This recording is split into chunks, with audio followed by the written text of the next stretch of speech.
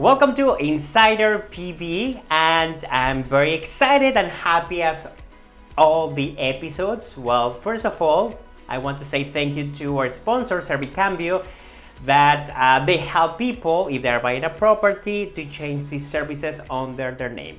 But not just that. Today, I have this special person that she's a woman that she's very with courage, that she's like a woman to go. Since I know her, she's always with the focus in her eyes, and she made it happen. I have the pleasure to introduce to all of you to Corinna. How are you, Corinna? Hi, Poncho. Good to see you. Good to see you too. By the way, I know her for many years. Many years. Whew. When we were young and wild. Yes. I'm still young, but maybe not so wild. So we met to another friend that she used to do like gatherings, right? Yes. Back on the day. I think it was the YPO. That was the YPO. That was probably like 12 years ago. At least. Probably. Yeah. Yes. Yeah. So it was fantastic, and it was the first time that I met her. And yeah, since what I love is your strong personality, and then you are very determined. But you're gonna tell everyone about this. Well, I could say the same about you. Oh, well, thank you. We've both come a long way. I know, right? Okay, tell us, where are you from? So I grew up in Canada. Okay. And I left London, Ontario to move to Vancouver, British Columbia to go to art college. Okay. And then I stayed there for 8 years, beautiful Vancouver, BC.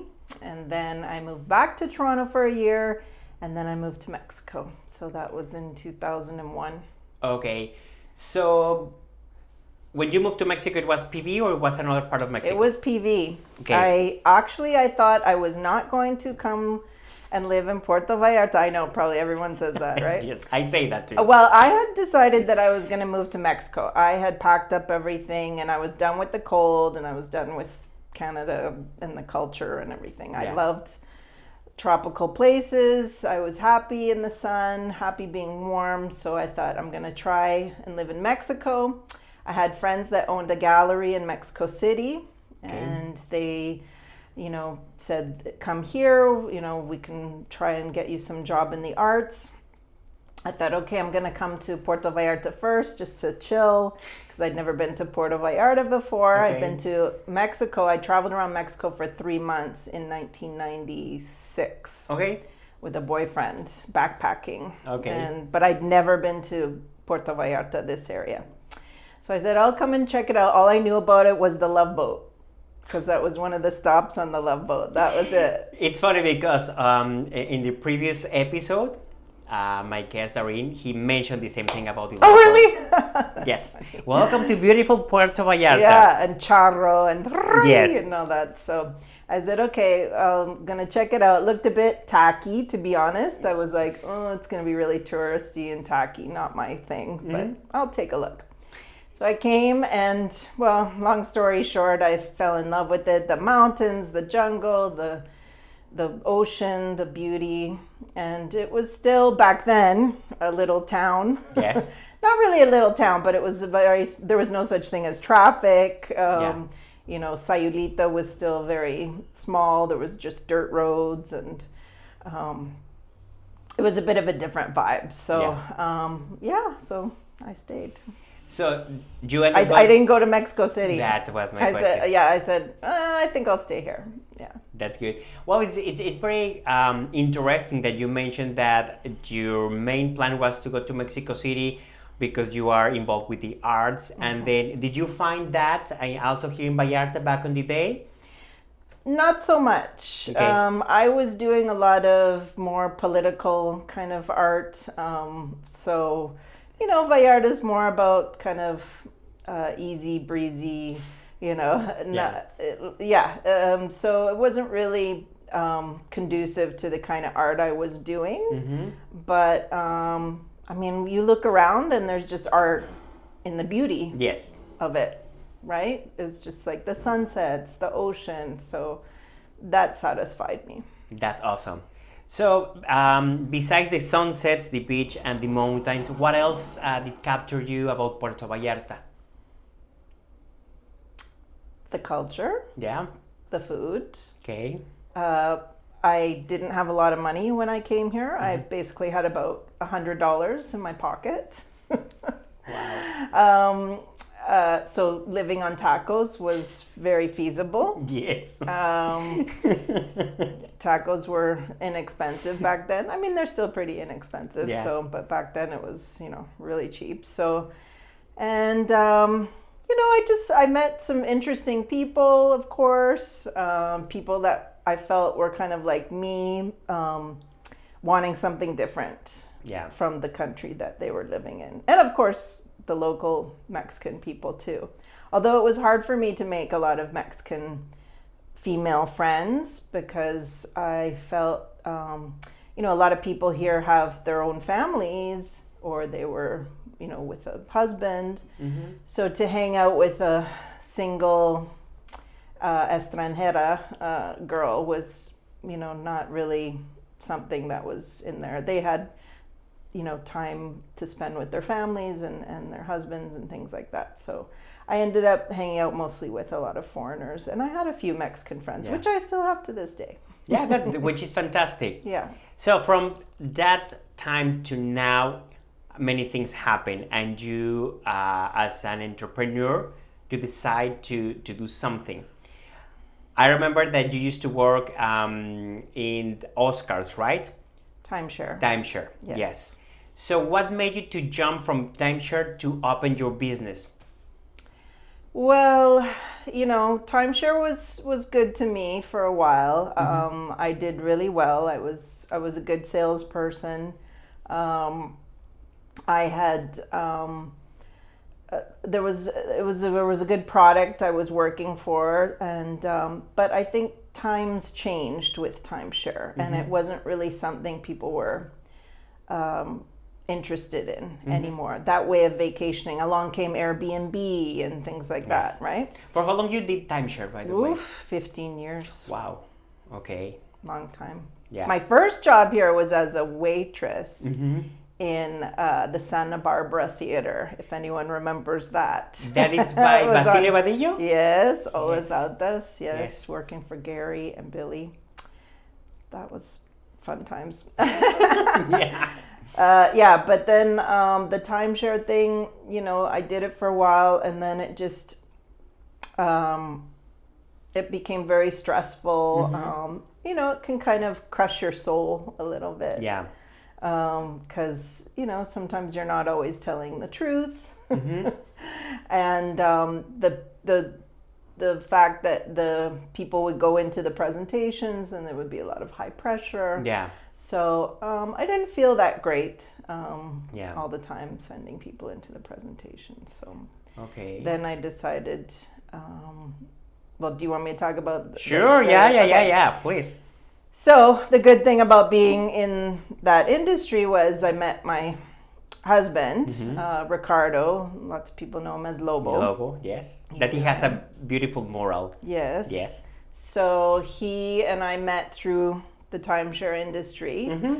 And then he and I love to travel, so we decided to go to Oaxaca. And he was a food tour guide and loved Oaxaca.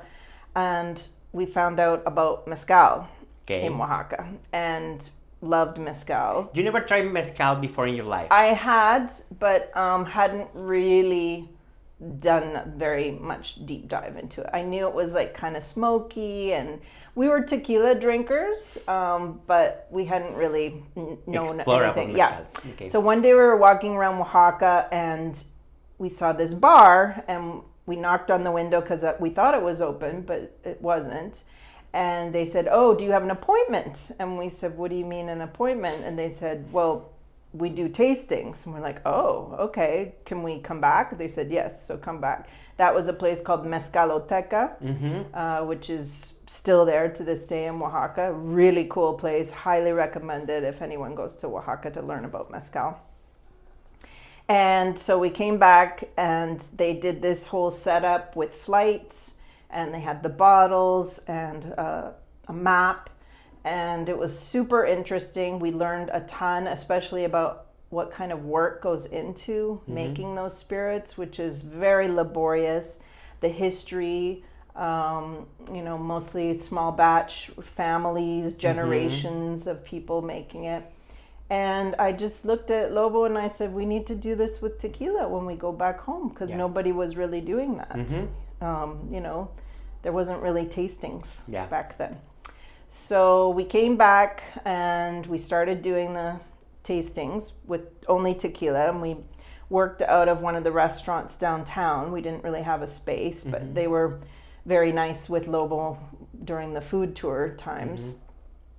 They said, yeah, sure, you could do the tastings at the back of the restaurant on the off hours when it's slow.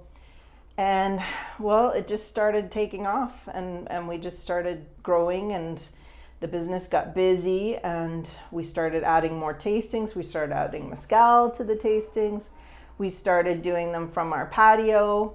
We moved to the marina, and we had a really nice I remember that patio. Yes. Yeah, I remember that one. Yes. And that was really nice. People loved it. Oh my God, your house, it's amazing.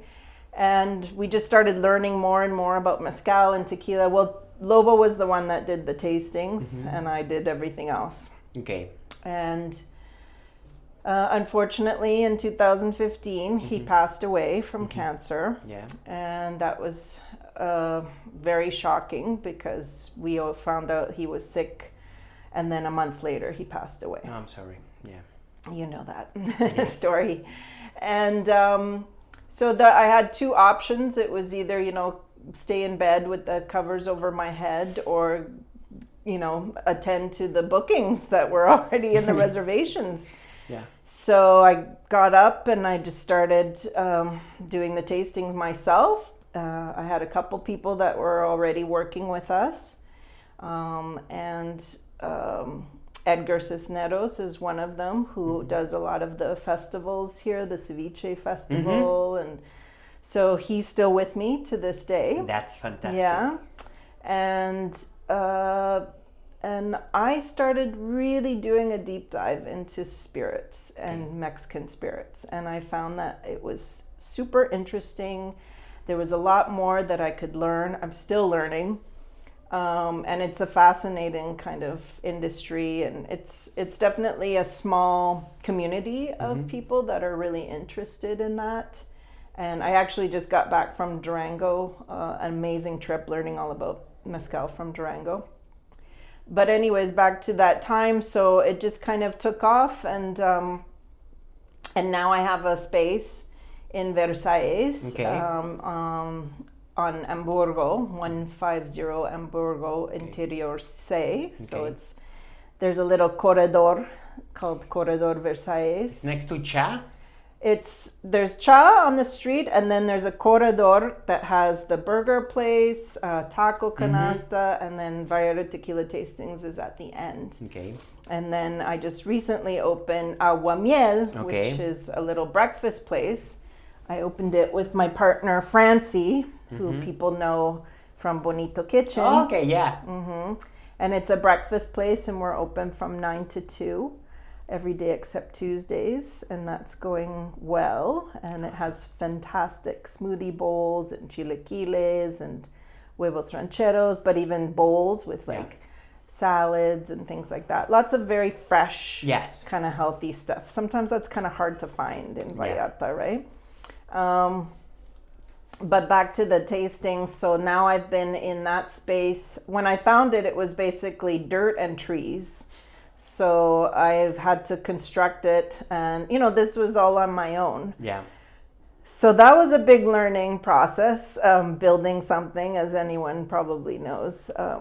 That's not easy. Contractors and albañiles. How do you say albañiles? Albañiles. Albañiles. Yes. But how do you say that in English? Workers. Construction people. Construction people. Yes. I forget words in English sometimes. I love that. Like you know the word in Spanish, but you don't know the word in English. Yeah. Okay. So that was after Lobo passed away. You decide to take the courage and say, like, you know what? I'm gonna make this space. Yeah. and run it, and that people they do? Well, the space didn't happen until 2 years ago. Okay. So I kept doing them on the patio. Okay. But as we all know, 2019 was such a great year. 4 months later, the pandemic. Yes. You know. So that was really rough. Like, How do you do that? How did you face the pandemic? I don't know. I mean, nobody could come over and hug me or touch me. Like, I was all by myself. I had just lost the most important person in my whole life, you know. So that was really, really hard. My business partner, my husband, my, you know. So that was really hard. I don't know. I just like, what alternatives do you have? Yeah. You know? Well, everything happens for a reason, because I feel that, and as I said, you are a very powerful woman and very strong woman. So it was no choice to Yeah. and such talented also too. Oh, thank you, Poncho. So now with the Vallarta Tequila Tastings. tastings. I did that mistake before too. Okay, tell us, how often runs, and what are the times and things like that? So it's by appointment only. Okay. We've got, is it 5 or 6 different tastings now? So I've expanded quite the roster of the options. So there's one that's called the Connoisseur, which is with 4 tequilas. There's one that's called the Spirits of Mexico, which is with 2 tequilas and 4 other spirits, including mezcal, raicilla, bacanora, and sotol. Okay. And then both of those can be booked, reserved as with food pairings as well. So the Connoisseur you can do as a tequila food pairing. So with each tequila is a really amazing dish paired. So you can do that. And then there's the Spirits of Mexico. So there's 6 spirits. And then with each of the spirits is a really great dish. And it's all regional dishes. So if you're looking for like specifically Mexican authentic regional food, it's a great experience, and it's a cultural experience too. So you're learning at the same time. It's not just we put the shots on the table and okay, arriba, abajo. No, it's history, learning. We try to keep that part like down to, you know, maybe half an hour at the beginning, because we don't want to bore people and make it like a presentation or seminar. But we really get into it almost like a wine tasting or a wine pairing. Yeah. And then we have a mezcal and chocolate pairing, and the chocolates are from the Choco Museo here, and they've been specifically made for the tasting. Awesome. Amazing chocolates. Choco Museo does incredible chocolates. And then we do a tequila chocolate pairing. And then we have, which I just started up last year, the Raicilla road trip, which we take people in a Sprinter Mercedes van to San Sebastian. It includes a beautiful stop at a where we drink some coffee from the mountain region in that area. Yeah. Some like pan dulce, and then we go and have a tour of a distillery there, which is amazing. It's been there for 100 years, the area. Well, the San Sebastian area goes back even further, because as you probably know, it's an old silver mining village. So it was actually not accessible up until about 15 years ago. Correct. By car. Yeah. So it's kind of got this oldie-timey, frozen in time feel. It's very beautiful. It's a magic town. And also the weather changed there. The weather for changes. Good. It's much cooler, which is nice right now. Yes. So it's a great tour to do right now. And then we have lunch at a really great little comedor that has all regional food again. And then we do another tasting with my friend Sashi, who has her own label called Shamana Raicilla. So it's a woman-produced mezcal, a woman-produced raicilla. And we talk a lot about raicilla, where it comes from, when it started, and that's all done with her, the second tasting in front of the just around the corner from the church. So she sets up this beautiful table, and we have a whole bunch of her raicillas, and she does all kinds of infused raicillas with fruits and that herbs sounds and yummy. things. Is really interesting. Yeah, she's a bit of a witch. She makes all these. She makes all potions. those things. Yeah. So, what is your favorite alcohol? Will be like a tequila, mezcal, raicilla. Well, I'm a big mezcal drinker. So Okay. if you did one of my tastings, you'd find out that everything that's made from an agave is a mezcal. Okay. So actually, tequila was called mezcal de tequila Oh, okay. before it got its denomination of origin and then had to be called tequila. Yeah. But before that, it was called either vino de mezcal or mezcal de tequila, because tequila is the region, is the town. So everything's a mezcal. Raicilla is a mezcal. Okay. But I do like mezcal from Oaxaca, but I'm also it depends what day, like I'm also kind of really getting into Bacanora right now, which is from the state of Sonora. Okay. And it's really interesting because it just got its denomination of origin recently, because it has a very dark history. There was a prohibition in Mexico. Oh, really? There was a very religious governor in the state of Sonora, and he banned people he served for 3 terms consecutively, so almost 30 years. Yeah. And he banned people from drinking, producing, basically anything to do with Bacanora, to the point where it was punishable by death. Okay. Wow. It was dark. Yeah. It is very dark story. It's a dark history. So now Bacanora is having a resurgence, and people are making it, and very sophisticated, and it's got a lot of amazing notes and qualities to it, and I'm really kind of liking. It's got the smokiness, but it's also got this kind of minerality to it, and fruit notes, and it's a really nice. So Bacanora is in the north of Mexico. Sonora. In Sonora. Then tequila is here in Jalisco. Yes. In Oaxaca is mezcal, and raicilla is also here in Jalisco.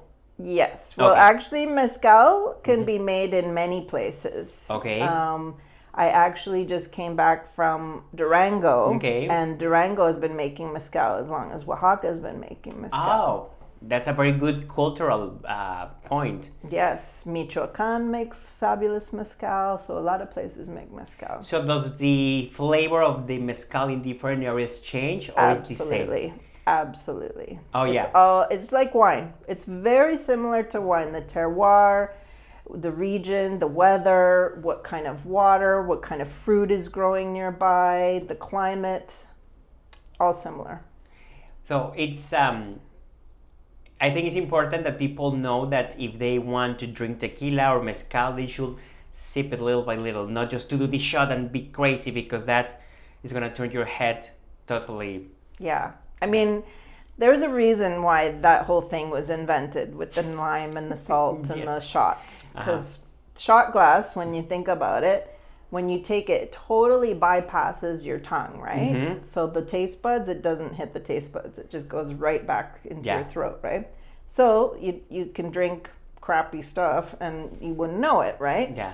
Second, the lime, first the salt, burns your tongue. And then the lime is acidic, so it masks completely the flavor. Yeah. So that's why people started taking hats off to Jose Cuervo. They invented something fabulous, and just mercadotecnia. Yeah, the whole ritual of it marketing, about to mask really poor quality tequila with additives and preservatives. Oh, okay. So I want to make it clear that on my tastings and on Vallarta Tequila tastings, we only use artisanal brands that have no additives and that are usually very small batch. These are things you're not going to be able to find in any stores. Costco does not sell these brands. Sometimes actually I have a few brands that only I carry and nowhere else carries. Well, that's very proud. Yeah. That's great. Yeah. That's great. Well, thank you so much for coming here to Insider PB. That's it? No, but before we leave, Okay. I want that people know about how they can find you, how they can find Vallarta Tequila tastings, Okay. right? How they can find them. The website, The website, social media, please tell us. Facebook, Mhm. Instagram. I want to mention one thing too, actually. Sure, yeah. Something that's coming up. Yes. So August, it's a bit of a slow season, so we're trying to generate some more interest into the tastings and the space, because a lot of times it's kind of a hidden space, which is good and bad, because it's this beautiful garden setting, but it's at the back of this corridor. And a lot of times people will go, oh, I didn't even know this was back here. So August 1st, we're doing an exhibition with two artists from Guadalajara. Oh, that's fantastic. An art exhibition. They're painters. The theme is going to be, it's called Agave Sensations. Okay. And the 1st of August at 6 p.m., we're going to have a live painting thing going on. So the artist is going to be there. They're abstract paintings, and so he's going to be showing people, if anybody wants to come and learn, some techniques or things like that, or just kind of watch and look at the painting exhibition. There's going to be some mezcal, of course. Of course, that will be a scene if it's not a mezcal there. Yes. So, the mezcal will be flowing, and it's a really beautiful space. So, it's nice, and it's a bit cool back there. So, if anyone wants to escape the kind of heat and do something fun, August 1st, we're going to be doing that, and that's actually going to be a recurring thing. So we're gonna keep having different artists every month exhibit their work. So it's gonna be a monthly event. Yeah. Starting on August 1st. Yeah. Exactly. What time will be start? 6 p.m. 6 p.m. Until what time? We'll see. Okay, we will see. Yeah. I'll make sure. at least a few hours for sure. That's good. I'll make sure. Sometimes with the mezcal, it goes a bit later. You never know, right? Well, I'll make sure that I put my butt over there. Okay, good. To see you there, and actually to see the art that they will be exhibiting there, and try the mezcal and things like that. Good. Yeah. Yeah. So is something else that you want to tell people why they need to come to Vallarta? I mean, the culinary scene is fantastic. People don't realize just how incredible it is. We have every kind of food, every kind of restaurant. The quality is incredible. I mean, I think one of the things, like, you were going to ask me when you gave me the list of questions was, what's your favorite restaurant? There's no way I could answer that. Okay. Like, it's impossible, right? Yeah. I mean, I like certain places for certain things, like I have my birria taco place, I have my salad place, I have my, fish dish, or my homemade pasta place. I mean, it's just like, that's really something amazing about Vallarta. Also, the weather is incredible. I mean, because of the mountains, we don't get a lot of the bad weather that the other coasts do. Or, sometimes we get threats of hurricanes, but not very often. Not very often. Right? So that's nice. What else? I mean, like I said at the beginning, the reason why I stayed here was because there's jungle, there's ocean, there's a little bit of everything here. And the Malecon is beautiful to walk along and take a stroll, and there's just a lot going on. Yeah. There's always something to do. So that's why they should come. Well, when you come to Vallarta, don't forget to go to their website, vallartatequilatastings.com. Follow them on their social media, and also that you can have the opportunity to have those experiences. You have 7 experiences, right? That people they can pick. Yes. Yeah. And also, if they're hungry and they want a great breakfast, to come to Aguamiel. So you open from 9 a.m. 9 a.m. to 2. Okay. in low season, and then when high season starts, we're gonna open at 8:30 and stay open till 3. That's awesome. And you close which day? Tuesdays. Tuesday, which that's good. Is the We're time that only you closed Tuesdays, so we're definitely open for Saturday brunch, Sunday brunch. Bring the family. Yes, That's good. Well, and it's right next to Vallarta Tequila tasting, so this is one excuse to go to the other one. yeah, so you can come have a nice lunch or brunch, and then do your tasting afterwards. That will be fantastic. Yeah. Well, thank you so much. I really appreciate that you came. Thanks, And Poncho. that you share your knowledge, your experience, also your story. That I'm pretty sure many people they will be inspired to about it, and also because, as I said, I really admire you because you are a strong woman. You are very determined to do and also to do business here in Mexico, and it's like as a woman to do it by yourself. I think that's fantastic. Thank you. You're I welcome. appreciate you saying that. Sometimes it's nice to hear. Well, just keep it in mind. But thank you so much, Corinna, and thank you everyone for watching Insider PV. And stay tuned for the next episode because it's gonna be very fantastic too. Thank you so much, and I'll see you soon. And don't forget to go to Vallarta Tequila tastings too. Bye.